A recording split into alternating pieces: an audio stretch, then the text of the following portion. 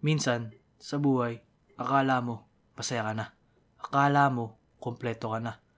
Pero, akala mo lang yun. Halina't pakinggan ang aking storya.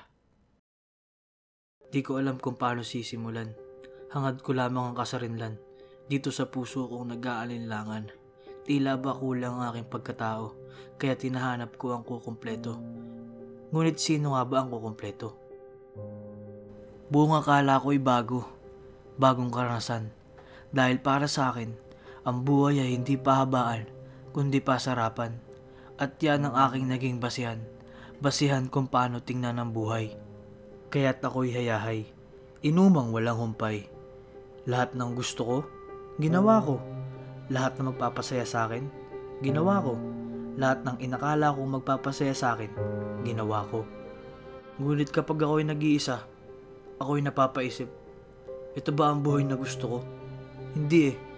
Ito ang buhay na pinili ko. Pinili kong maging matigas para may tago ang aking kahinaan. Oo, tinago ko. Kasi malakas ako. Akala ko, malakas ako. Pinili kong magbulag-bulagan kasi sawa na ako. Oo, sawa na ako. Akala ko, sawa na ako. Kapalit ng iyong kabutihan, sukli ko na may katarantaduhan. Naging manhid, makamtan lamang sariling kaligayahan. Nakalimutan kita, ma. Nakalimutan kitang isama sa mga plano ko, sa mga lakad ko. Nakalimutan kong iparamdam sa'yo ang aking pagmamahal. Bakit ba sa dinami-dami ng tao, ikaw pa ang nakalimutan ko?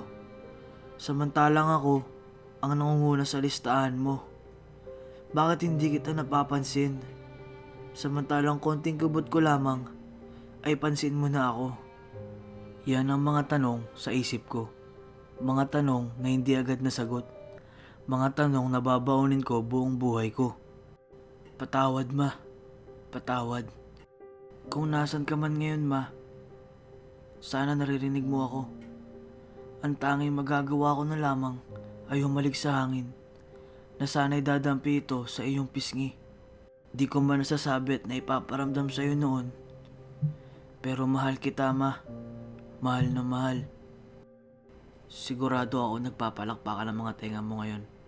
Dahil sa wakas, narinig mo na ito mula sa akin.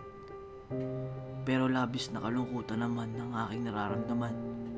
Dahil kailanman, di ko na muling masisilayan ang mga ngiti sa iyong labi.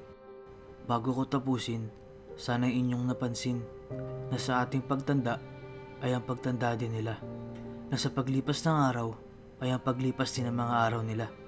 Kaya't sulitin ang panahon hanggat makakaya, iparamdam ang kanilang importansya. Ngayon, alam ko na ako kompleto sa aking pagkatao. Palagi lang pala siyang nandyan, ang nanay ko. Ikaw, sino ko kompleto sa'yo?